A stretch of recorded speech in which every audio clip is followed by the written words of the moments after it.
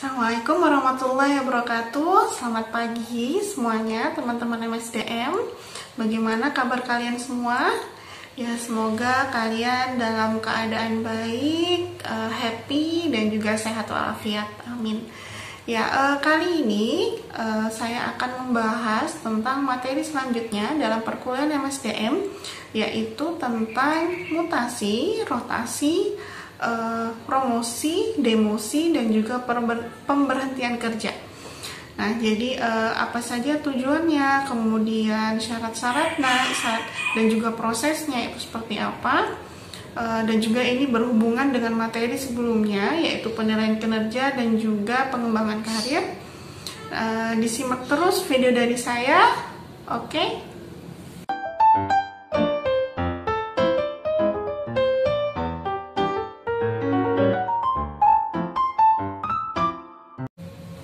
The right man in the right place in the right time merupakan moto yang harus dijadikan acuan oleh suatu perusahaan ataupun organisasi untuk bisa lebih berkembang.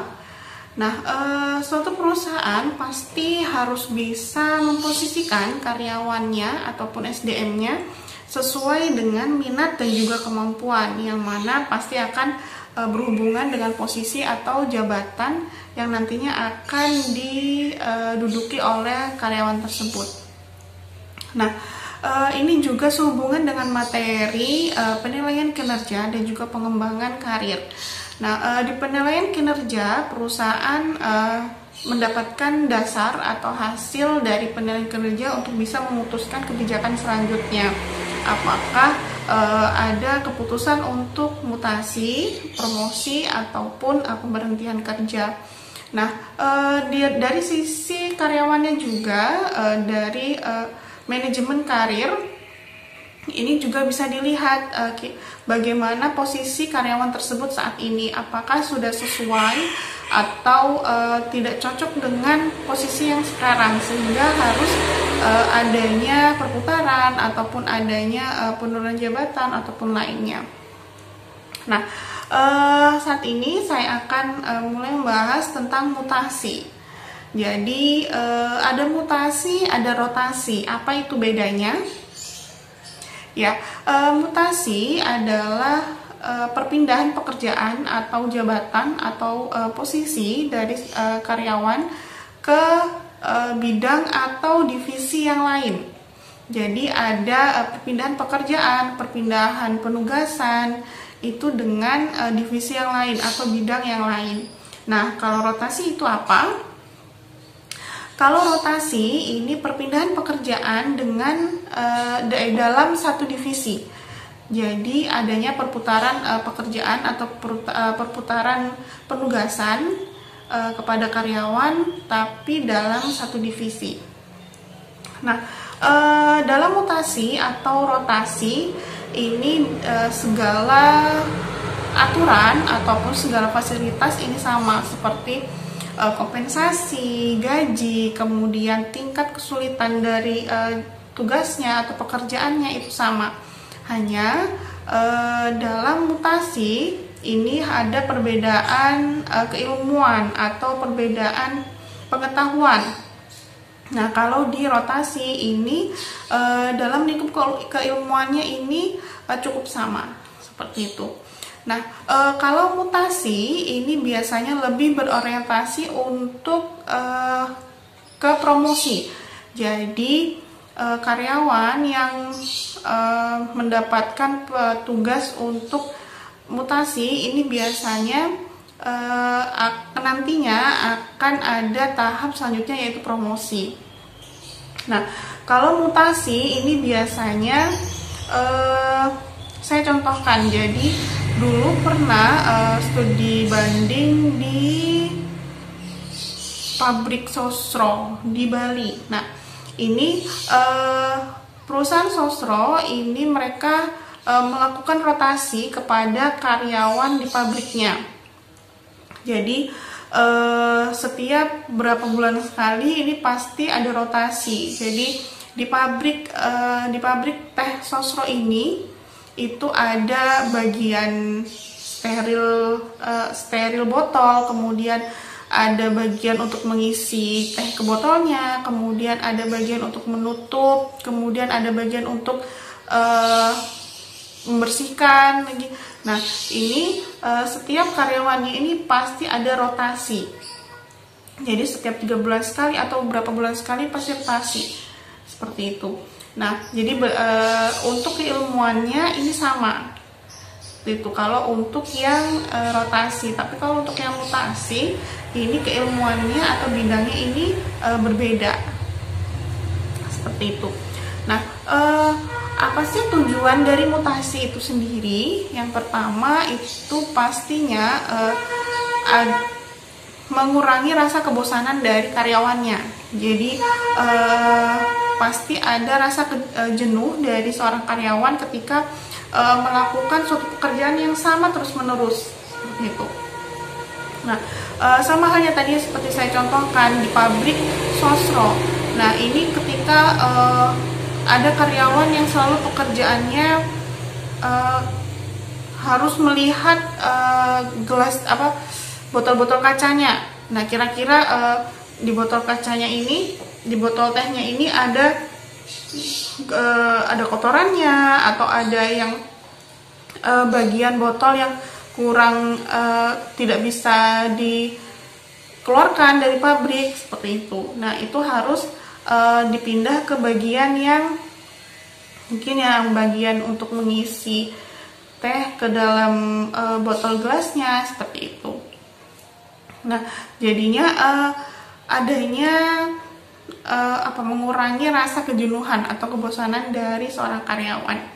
Kemudian menciptakan komposisi pekerjaan, jadi menciptakan keseimbangan antara pekerjaan karyawan lain dan juga karyawan lainnya. Jadi dari karyawan ini tidak ada gap, tidak ada rasa iri antara atau sesama rekan kerja seperti itu. Kemudian menjadi motivasi atau pendorong dari seorang karyawan untuk bisa lebih meningkatkan rasa untuk meningkatkan kompetensinya. Jadi dalam mutasi ini kan karena berbeda divisi, yang mana pasti akan mendapatkan pengetahuan baru dan juga suasana yang baru. Nah, itu pasti akan memberikan efek positif kepada karyawannya untuk bisa lebih maju seperti itu. Kemudian menjadikan karyawannya juga adanya rasa kompetitif dengan karyawan lainnya. Jadi kalau karyawan yang sudah berada di posisi yang nyaman terlalu lama, akhirnya ada yang motivasi untuk lebih tinggi ini menurun seperti itu. Jadinya kalau misalkan dia bertemu dengan karyawan lain yang lebih kompetitif, yang mana dia pasti akan timbul rasa untuk persaingan seperti itu. Nah, apa alasan dari perusahaan untuk mutasi dan juga sebabnya? Nah, mutasi ataupun rotasi ini pastinya setiap perusahaan itu berbeda aturan. Pasti ada SOP-nya sendiri di setiap perusahaan. Namun overall rata-rata sama. Jadi ada yang mutasi ini atas keinginannya dari karyawan itu sendiri, dan juga ada yang memang perintah atau kebijakan dari perusahaan. Kalau keinginan sendiri ini berarti atas inisiatif dari karyawannya itu sendiri untuk bisa lebih mengembangkan kompetensinya atau pengetahuannya. Kemudian kalau dari kebijakan perusahaannya, ya berarti secara langsung atau mau tidak mau karyawan tersebut harus mengikuti aturan, yaitu dengan mutasi atau rotasi kayak gitu. Nah, selanjutnya yaitu adalah promosi. Promosi ini pastinya kalian sudah tahu, yaitu kenaikan jabatan. Nah, kenaikan jabatan ini pasti diiringi dengan peningkatan pengetahuan, kemudian ada peningkatan kompensasi, gaji, fasilitas. Itu akan berhubungan dengan promosi. Nah, promosi sendiri ini membutuhkan beberapa syarat, yaitu contohnya pendidikan, ini pasti, kemudian pengalaman, kemudian kecakapan komunikasi. Nah, jadi itu beberapa contoh aspek yang sangat membantu karyawan untuk bisa mendapatkan promosi jabatan. Syarat promosi ini apa saja? Sangat banyak. Jadi seperti yang sudah saya contohkan tadi, dasarnya yaitu pendidikan. Pendidikan berarti adanya kompetensi atau ilmu yang bisa diterapkan untuk perusahaan. Kemudian adanya kemampuan untuk bersosial, kemudian untuk lebih komunikatif, kemudian bisa bekerja sama dengan tim. Jadi kalau promosi ini pastinya akan menduduki posisi yang lebih tinggi, dan pastinya juga akan ada karyawan di bawahnya. Nah, sifat kepemimpinan dan juga sifat bisa bekerja sama dalam tim ini sangat diperlukan sekali. Jadi pastinya atasannya harus bisa mengayomi bawahannya, seperti itu. Nah, ada beberapa jenis dari promosi atau peningkatan jabatan, yaitu dari pendidikan. Jadi dilihat dari tingkat pendidikannya. Kalau misalkan SMA, kemudian sarjana, kemudian pasca sarjana, ini pasti akan mempengaruhi dari tingkat jabatan seseorang. Nah, dalam perusahaan bisa saja ketika masuk di perusahaan ini untuk pendidikan dia awalnya di tingkat menengah atas. Namun ketika seiringnya waktu ada pelatihan, kemudian mendapatkan kesempatan untuk meningkatkan kompetensinya atau meningkatkan keilmuannya dengan sekolah lagi, kemudian ke sarjana. Nah, pada posisi ini karyawan ini bisa saja mendapatkan jabatan yang lebih tinggi karena mengikuti tingkat pendidikannya. Ini adalah jenis untuk promosi yang disesuaikan dengan tingkat pendidikan atau ijazah. Kemudian ada namanya kenaikan pangkat pilihan. Jadi karyawan ini mempunyai prestasi yang sangat bagus dan juga penilaian kinerja yang sangat bagus, dan juga punya pengalaman. Nah, jadi bisa saja dalam waktu 1 tahun atau 2 tahun pengalamannya yang itu dijadikan dasar juga untuk perusahaan atau pimpinan mempromosikan karyawan tersebut.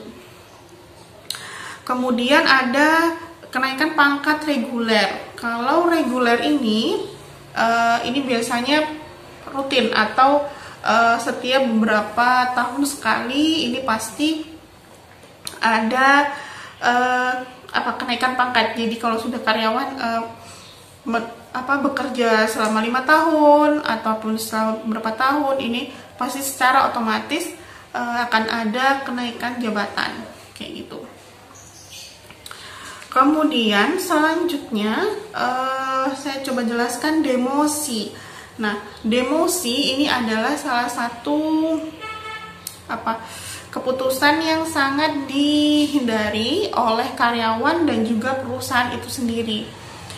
Demosi ini adalah penurunan jabatan yang mana dari sisi karyawan, berarti karyawan tersebut